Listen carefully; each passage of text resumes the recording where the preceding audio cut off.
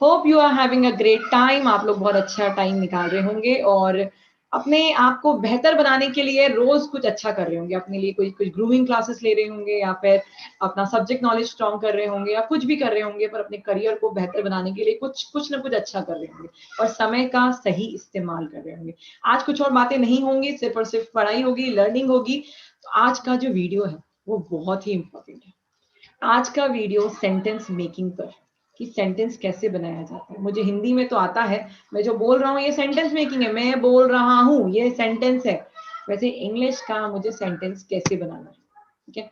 सबसे महत्वपूर्ण बात, सबसे इंपॉर्टेंट चीज, कि जैसे कि आप जब हिंदी में बोलते हैं कि मैं जा रहा हूँ, तो आप बोलते हैं रहा हूँ का यूज करते हैं, सामने वाले को समझ में आ जाता है रहा हूँ मतलब ये काम को ये भी कर रहा है।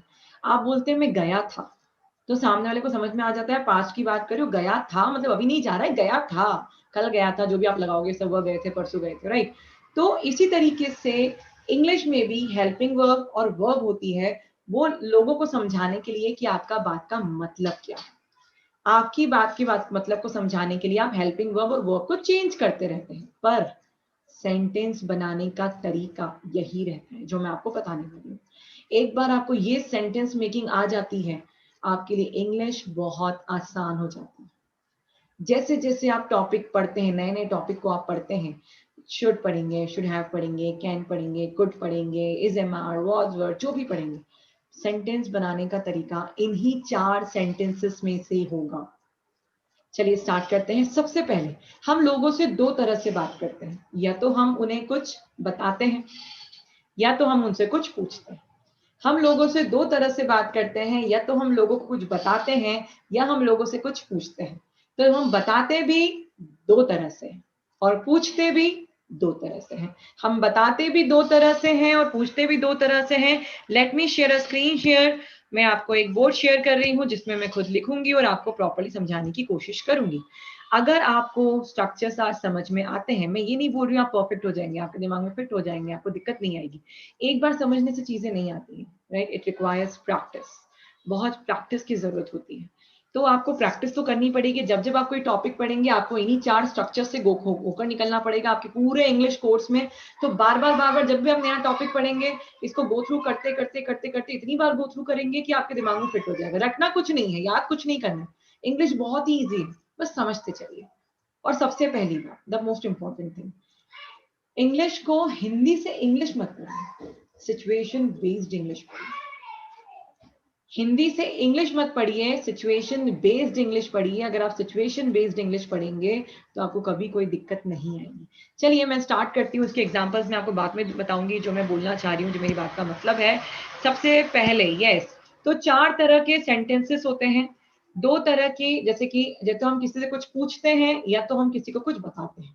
पूछते भी हम 2 तरह से हैं और बताते भी हम 2 तरह से हैं। तो हम बताते कैसे हैं, या तो हम बताएंगे पॉजिटिव तरीके से, affirmative, some people call it affirmative, positive structure. Positive sentences क्या होते हैं? मैं वहां जा रहा हूँ, वो आया था, उसका कॉल आया था, मैंने अप्लाई किया था। जिसमें नहीं नहीं आता है वो होते हैं पॉजिटिव सेंटेंसेस। जिसमें नॉट, नहीं नहीं आता है वो होते हैं पॉजिटिव सेंटेंसेस। जब भी आप किसी को कुछ बताते हैं तो आप 2 तरह से बताते हैं, पॉजिटिव या नेगेटिव। तो बताते समय आपका सेंटेंसेस हमेशा शुरू होगा सब्जेक्ट से। हमेशा कहां से शुरू होगा एवरीवन? कहां से शुरू होगा? सब्जेक्ट से। सब्जेक्ट क्या होता है? सब्जेक्ट का मतलब होता है आई, वी मतलब हम, यू मतलब तुम, दे मतलब वे। जब हम 2 या 2 से ज्यादा लोगों की बात करते हैं तो हम बोलते हैं दे, राइट। जब हम एक इंसान की बात कर रहे हैं, वो आया था, तो वो के लिए हम लगाते हैं ही। लड़की के लिए लगाते हैं, फीमेल के लिए लगाते हैं शी, राइट, शी केम। तो ही, शी, आई, वी, यू, दे, ये सब क्या होते हैं? सब्जेक्ट होते हैं। मतलब सब्जेक्ट कौन होता है? सब्जेक्ट उस सेंटेंस में जो काम कर रहा है वो सब्जेक्ट होता है। सब्जेक्ट क्या होता है? जो उस सेंटेंस में काम कर रहा है वो सब्जेक्ट होता है। फिर हम आते हैं वर्ब या हेल्पिंग वर्ब। अगर हम मोडाल्स की बात करें तो हेल्पिंग वर्ब आता है। हेल्पिंग वर्ब ये बताता है कि आपकी बात का मतलब क्या है। हेल्पिंग वर्ब क्या क्या होते हैं? Should, can, could, is MR, was were, will, shall, ये सब क्या होते हैं? हेल्पिंग वर्ब होते हैं। ये आप अपनी सिचुएशन के अकॉर्डिंग लगाते हैं, क्योंकि वो सिचुएशन जो आपको सामने वाले को बतानी है उस अकॉर्डिंग आप अपना हेल्पिंग वर्ब बदलते रहते हैं। फिर हम आते हैं वर्ब। वर्ब मीन्स होता है काम, आप क्या काम कर रहे हैं, जो काम उस सेंटेंस में होता है उसको हम बोलते हैं वर्ब। आना जाना, खाना पीना, सोना, बोलना, लिखना, पढ़ना, अटेंड करना, अटेंड इज अ वर्ब। तो ये सब क्या होते हैं? वर्ब होते हैं। जो भी उस सेंटेंस में काम होता है वो क्या होता है? वर्ब होता है। फिर हम आते हैं ऑब्जेक्ट पर। ऑब्जेक्ट का मतलब होता है जिस चीज पर या जिस चीज के लिए काम होता है हम उसको बोलते हैं ऑब्जेक्ट। मैं कॉलेज जा रहा हूँ, ऑब्जेक्ट क्या है? कॉलेज। पहुंचना क्या है? कॉलेज। अल्टीमेट गोल क्या है? कॉलेज। तो जो चीज आपको पानी है, जो अल्टीमेट गोल है, जिसके कारण आप सेंटेंस बोल रहे हो या जिसके कारण आपको काम कर रहे हो सेंटेंस में, वो होता है ऑब्जेक्ट। मैं पिज्जा खा रहा हूँ, ऑब्जेक्ट क्या है? क्या है? क्या है? Pizza. Yes, pizza is an object. तो पिज्जा क्या है? ऑब्जेक्ट है। इसी तरीके से मैं मोबाइल चला रहा हूं, तो मैं क्या चला रहा हूं? मोबाइल चला रहा हूं, तो मोबाइल इज एन ऑब्जेक्ट। फिर हम बाकी सब जो चीजें आती है उसको हम कर देते हैं अदर वर्ड्स में, उसको हम कर देते हैं अदर वर्ड्स में। ये हो गया आपका सेंटेंस, पॉजिटिव सेंटेंस। देखिए, आपको एक टॉपिक तो लेना पड़ेगा, टॉपिक के बगैर आप समझ नहीं पाएंगे। सब्जेक्ट, वर्ब, हेल्पिंग वर्ब मुझसे तो बता दिया, मतलब ऐसे वर्बली तो हमने एक्सप्लेन कर दिया, बाकी उसे सेंटेंस में कैसे लगे, किसी हेल्पिंग वर्ब को कैसे यूज करेंगे। तो सबसे इजी हेल्पिंग वर्ब मैं आज लेने वाली हूं, जो कि है कैन। जो कि है कैन। कैन का मतलब होता है सकता हूं। जब भी आपको बोलना है सकता हूं, वैसे नॉर्मली इसकी जो डेफिनेशन होती है वो ये होती है, एबिलिटी, पॉसिबिलिटी, पावर, ये सब शो करने के लिए यूज कैन। लेकिन मैं 500 किलो का वेट उठा सकता हूं, तो उठा सकता हूँ, ये मैं क्या बता रहा हूँ? मेरी एबिलिटी बता रहा हूँ, मेरी पावर बता रहा हूँ, मेरी स्ट्रेंथ बता रहा हूँ कि मैं ये कर सकता हूँ। तो इसके लिए कैन का यूज किया जाता है। बाकी सकता हूँ, जब भी आपको सकता हूँ कि फिर कोई चीज बोलनी है, आपके लिए कोई चीज पॉसिबल है, आपकी एबिलिटी शो करनी है, पावर शो करनी है, you can use can there. क्या तुम मुझे कल लेने आ सकते हो? हाँ, मैं तुम्हें लेने आ सकता हूँ, तो ये मेरे लिए पॉसिबिलिटी है, यस, मेरे लिए लेने आ सकता हूँ। तो इस तरीके से कैन का यूज किया जाता है। कैन का यूज सकता है के लिए यूज किया जाता है। आज का हेल्पिंग वर्ब, जब भी मुझे सामने वाले को ये बताना है कि मैं सकता हूँ बोल रहा हूँ, तो मुझे हेल्पिंग वर्ब में क्या यूज करना है? कैन। वही मैंने आपको बोला, अपनी बात को समझाने के लिए आपको हेल्पिंग वर्ब को चेंज करते रहना है। आज का आपका हेल्पिंग वर्ब है कैन। चलिए उसको सेंटेंस में पुट करते हैं। सबसे पहले कल मैं आपको लेने आ सकता हूं। मैं आपको लेने आ सकता हूं। कौन आने लेने आ सकता है? काम कौन करेगा? मैं करूंगा। लेने कौन आएगा? मैं आऊंगा। तो मैं कौन है? सब्जेक्ट, आई, राइट। अब सकता हूं, सब सब्जेक्ट के बाद क्या आता है? सब्जेक्ट तो मैंने लिख लिया, सब्जेक्ट के बाद आता है helping verb. Helping verb, helping verb में क्या लगाऊं? क्या लगाऊं जो सामने वाले को मालूम पड़ जाए कि मैं सकता हूं बोलना चाहता हूं? अच्छा, हेल्पिंग वर्ब कैन लगेगी, कि सकता हूं तो क्या बोलते हैं? Can. Yes, can, I can. अब मैं काम क्या करने वाला हूं? मैं जाने वाला हूं। क्या करने के लिए? उसको पिक करने के लिए। तो मेरा जाना काम है।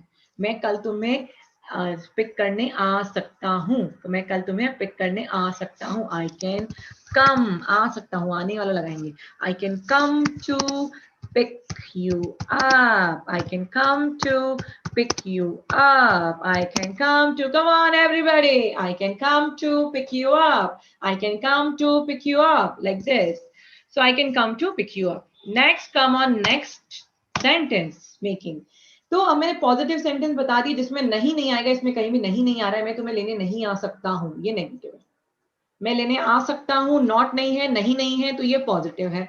जहां नहीं आ गया, नॉट आ गया, वो क्या हो जाएगा? नेगेटिव हो जाएगा। अब जानते हैं नेगेटिव का स्ट्रक्चर। सबसे अच्छी बात ये, भगवान ने बचा लिया, इसमें कोई और हेल्पिंग वर्ब नहीं लगने वाली है। कैन के साथ ही नॉट लग जाएगा। कैन के साथ ही नॉट लग जाएगा।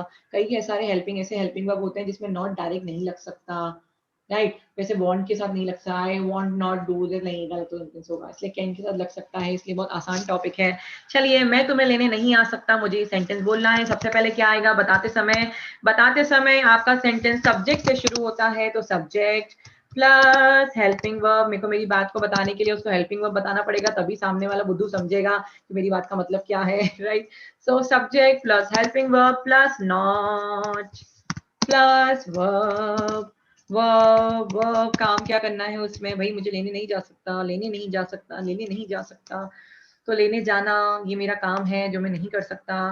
Verb plus object plus other words. मेरे पढ़ाने का तरीका बहुत ही I try to make some entertainment there. I mean, I try to do something like इतना बोरिंग तरीके से पढ़ाना मुझे नहीं आता है, तो मेरा जो तरीका होता है वो हमेशा इसी तरीके से होता है क्लास में, और हैपनिंग तरीके से, तो दूसरों को भी मजा आता है पढ़ने में, एनर्जी होती है क्लास में। तो बोरिंग तरीके से हम नहीं पढ़ाते हैं, बहुत ही इंटरेस्टिंग तरीके से पढ़ाते हैं। चलिए नेक्स्ट सेंटेंस बनाते हैं। I can't come to pick you up, come on. मैं तुम्हें लेने नहीं आ सकता, मैं तुम्हें लेने नहीं आ सकता। ये सेंटेंस बनाने के लिए मुझे क्या करना पड़ेगा? सबसे पहले सब्जेक्ट लगाना पड़ेगा। सब्जेक्ट कौन है? कौन नहीं आ सकता? मैं नहीं आ सकता। तो मैं के लिए आई, मैं के लिए आई सबसे, फिर उसके बाद क्या आएगा भाई? हेल्पिंग वर्ब आएगा। हेल्पिंग वर्ब क्या है? सकता है। सकता है के लिए can, I can't. Can not को मैं क्या कर दूंगा? कांट। कैन नॉट को शॉर्ट में मुझे लिखना हो तो मैं क्या लिखूंगा? कांट। कैन नॉट को शॉर्ट, क्योंकि यहाँ हेल्पिंग वर्ब में कैन आ जाएगा, नॉट आ जाएगा, तो कैन नॉट इतना बड़ा लिखे, इससे अच्छा छोटा कैसा क्या लिख देंगे? कांट। I can't. क्या नहीं कर सकता? लेने नहीं आ सकता। आना मेरा काम है। I can't come to pick you up. I can't come to pick you up. I can't come to pick you up. Is that clear? Hope it is clear. मुझे आशा है कि आप लोग की बात समझ में आई होगी। चलिए, ये तो मैंने दो तरीके बता दिए कि जब आपको सामने वाले को बताना है तो दो तरीके से हम बताते हैं, पॉजिटिव या नेगेटिव। अब हम बताते, जब कोई पूछेगा तो हम ये आंसर करेंगे, तो आंसर देते समय ये तो पॉजिटिव तरीके से करेंगे या फिर नेगेटिव तरीके से करेंगे। अब मैं पूछूंगा कैसे? अब मुझे बताना नहीं, किसी का आंसर नहीं करना, मुझे उससे पूछना है कि तुम मुझे लेने आ सकते हो क्या? क्या तुम मुझे लेने आ सकते हो? तुम मुझे कितने बजे लेने आ सकते हो?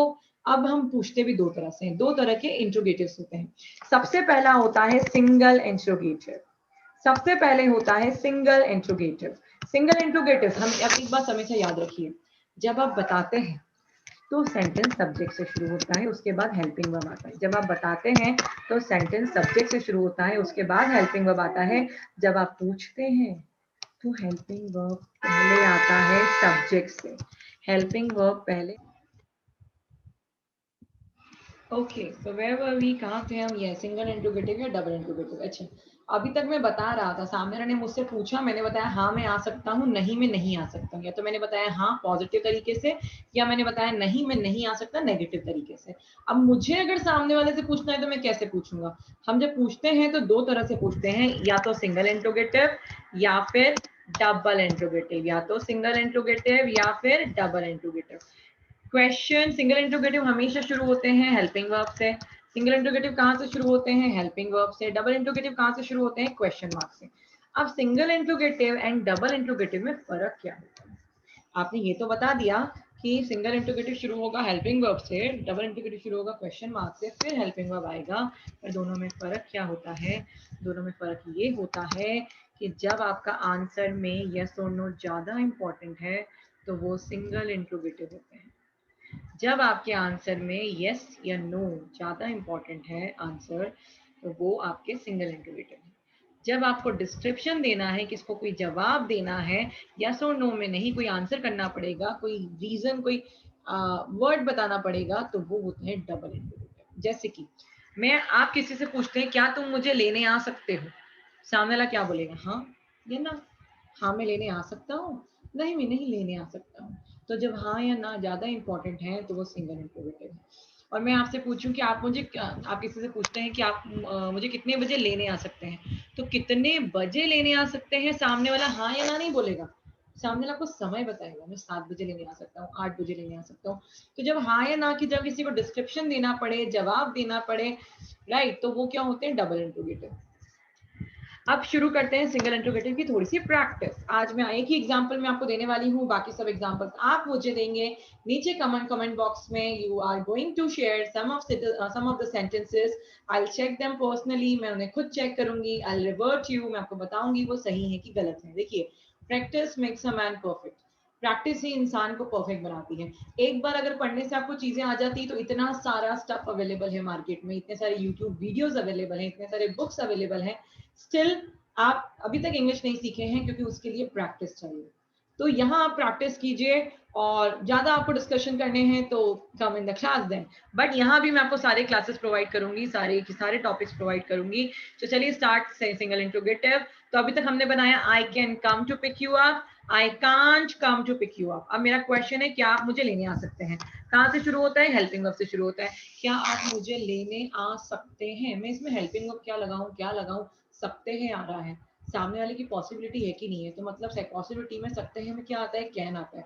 तो हेल्पिंग वर्ब क्या होगा? कैन होगा। सिंगल इंट्रोगेटिव कहाँ से शुरू होता है? कैन से शुरू होता है। Can you come to pick me? Can you come to pick me? Is that clear? Right? Can you come to pick me? अभी ये स्ट्रक्चर कैसे बना? Helping verb plus subject. कौन आएगा मुझे लेने? उस जो आपको लेने आएगा, कि आपको लेने कौन आएगा? वो सब्जेक्ट आएगा सबसे पहले, राइट right? फिर उसके बाद क्या होगा? उसके बाद क्या होगा? उसके बाद क्या होगा? उसके बाद क्या होगा? उसके बाद होगा वर्ब। देखिए क्या है? कैन के बाद कैन हेल्पिंग वर्ब है, यू सब्जेक्ट है, उसके बाद क्या है? कम मतलब आना, आने का मतलब वर्ब होता है। काम है भाई, काम का मतलब वर्ब होता है, क्रिया होता है, उसको हम वर्ब बोलेंगे। फिर क्या करना है? उसे किस काम के लिए आना है? मुझे लेने आना है, तो लेने आना उसका ऑब्जेक्ट है, उसका मोटो है, उसका गोल है, उसका अल्टीमेट गोल क्या है? मुझे लेने आना। लेने आना काम है, लेना मुझे ऑब्जेक्ट है। तो object. Is that clear? Hope it is clear to you. Hope it is clear to you. ये आप लोगों को क्लियर हो गया होगा। Okay, so can you come to pick me? Okay, एक और एग्जांपल मैं आप लोगों को दे देती हूँ। चलिए, क्या आप मेरा एक काम कर सकते हैं? क्या आप मेरा एक काम कर सकते हैं? आप हाँ, सामने वाला क्या बोलेगा? हाँ या ना। तो कहाँ से शुरू होगा? हाँ या ना का क्वेश्चन कहाँ से शुरू होता है? हेल्पिंग वर्ब से। इसकी हेल्पिंग वर्ब क्या हो सकता है? कि कैन। तो can you do me a favor? Can you do me a favor? Can you do me a favor? Can you do me a favor?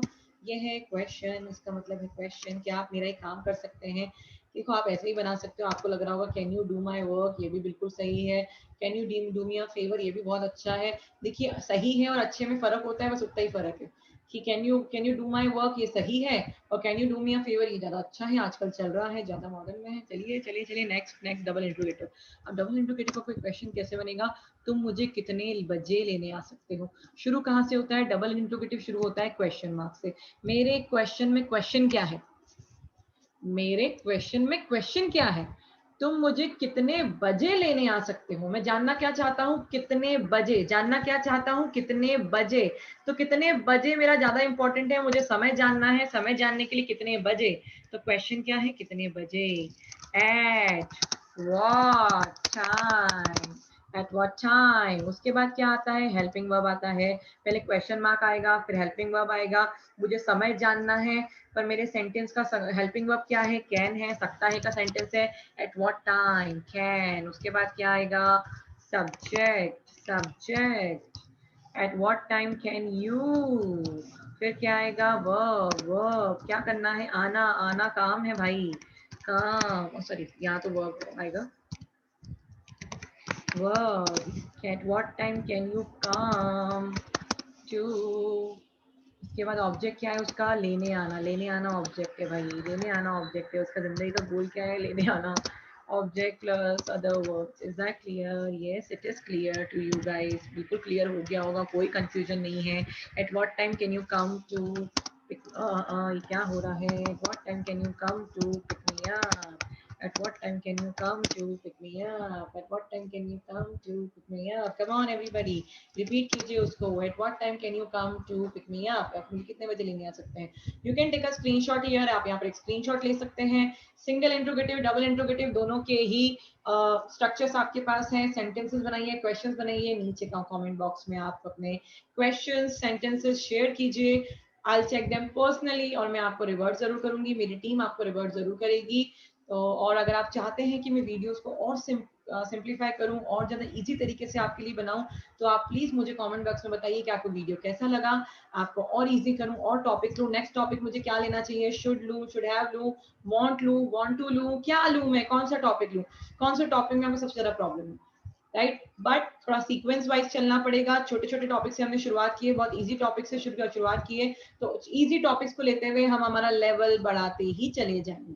तो अभी जो है कोई इजी से टॉपिक मुझे बताइए जो मैं आपको बताऊं, फिर उसके दूसरे स्टूडेंट लोगों को भी सुनना है तो वो कंफ्यूज हो जाएंगे, भाई पहले तो हमने कह लिया डायरेक्टली ऐसा एडवांस टॉपिक ले लिया, तो कोई भी ऐसा टॉपिक बताइए, शुड हैव, वांट और हैज हैव, इनमें से कोई भी टॉपिक बताइए जो मुझे नेक्स्ट लेना चाहिए, आप क्या सुनना चाहेंगे, उस अकॉर्डिंग मैं आपको वो वीडियो रिकॉर्ड करके बताऊंगी, और I will try my best कि मैं इजी से इजी तरीके से बनाऊं ताकि आपको समझ में आए और कभी कोई कंफ्यूजन ना रहे। इस वीडियो को आप बार बार देखिए, प्रैक्टिस करते रहिए, एक बार से चीजें नहीं आती हैं, बार बार सुनने से आती हैं, बार बार सुनने से आती है। रटिए मत, सुनिए, समझिए, प्रैक्टिस कीजिए, सुनिए, समझिए, प्रैक्टिस कीजिए। That's it, that is the only mantra here. English is a language comes by practice only. Like you have to do a lot of practice to make yourself fluent. Okay, guys, thank you so much. Have a great time. Bye bye.